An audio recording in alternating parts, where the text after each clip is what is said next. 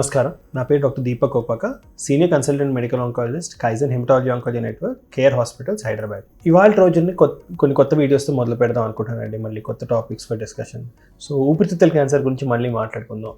So చాలా కామన్గా ఊపిరితిత్తుల క్యాన్సర్ బారిన పడిన పేషెంట్స్కి ఉండే ఇబ్బంది దగ్గు. సో ఇలాంటి దగ్గు, క్యాన్సర్ వల్ల వచ్చే దగ్గుకి ఎలాంటి ట్రీట్మెంట్స్ చేయాలి, ఇంటి దగ్గర వీటికి ఎలాంటి ట్రీట్మెంట్స్ చేస్తే మనం పేషెంట్కి హెల్ప్ చేయగలుగుతాం, దగ్గు తగ్గించగలుగుతాం అన్నది ఇవాళ రోజున వీడియోలో మాట్లాడుకుందామండి. సో ప్రధానంగా దగ్గు ఎందుకు వస్తుంది అన్నది మీ డాక్టర్ గారు మీకు వివరంగా చెప్తారు. కొన్నిసార్లు క్యాన్సర్ కాకుండా కూడా వేరే కారణాల వల్ల కూడా క్యాన్సర్ బారిన పడిన పేషెంట్స్కి దగ్గు రావచ్చండి.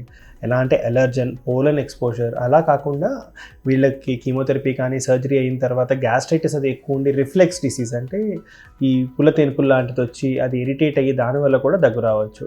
ఇలాంటి కారణాలకి అన్నిటికంటే ముందు మనం చూసుకోవాల్సింది ఏంటంటే ఎన్వైరన్మెంట్, దేంట్లో అయితే పేషెంట్స్ ఉన్నారో అది క్లీన్గా ఉండాలి. ఎక్కువ పోలన్ ఎక్స్పోజర్ లేకుండా, డస్ట్ కానీ ఈ మైట్స్ కానీ లేకుండా ఉండటం చూసుకుంటాం చాలా అవసరం. దీనివల్ల ఎలర్జీకి సంబంధించిన ఇబ్బందులు తగ్గించవచ్చు బాగా. నెక్స్ట్, సహజంగా ఈ దగ్గు పరిమితి నుంచి ఎక్కువగా ఉందంటే మీ డాక్టర్స్ ఖచ్చితంగా దగ్గు తగ్గించడానికి మందులు ఇస్తారు. మీరు ఇంట్లో ఎలాంటి జాగ్రత్తలు తీసుకోవాలి, మీరు ఇంట్లో ఎట్లాంటి ట్రీట్మెంట్స్ ఇవ్వాలనేది చెప్తానండి. ఎక్కువగా వీళ్ళకి స్టీమ్ ఇన్హలేషన్ కానీ మాయిస్ట్ హ్యూమిడిఫైయర్స్ కానీ ఇస్తే ఏమవుతుందంటే ఎయిర్వేస్ అంతా కొంచెం మాయిశ్చరైజ్ అయ్యి ఎక్కువగా ఇరిటేట్ అవ్వకుండా ఉండడం జరుగుతుందన్నమాట. ఎక్కువగా ఏమన్నా చేసే ట్యాబ్లెట్స్, లోజెంజెస్ కానీ గమ్స్ లాంటివి నోట్లో పెట్టుకుంటూ అది రెగ్యులర్గా చప్పరిస్తూ ఉంటే ఏమవుతుందంటే రెగ్యులర్గా సెలైవా అది అయ్యి ఓవరల్గా కానీ గొంతులో కానీ డ్రైనెస్ లేకుండా ఉంటుంది.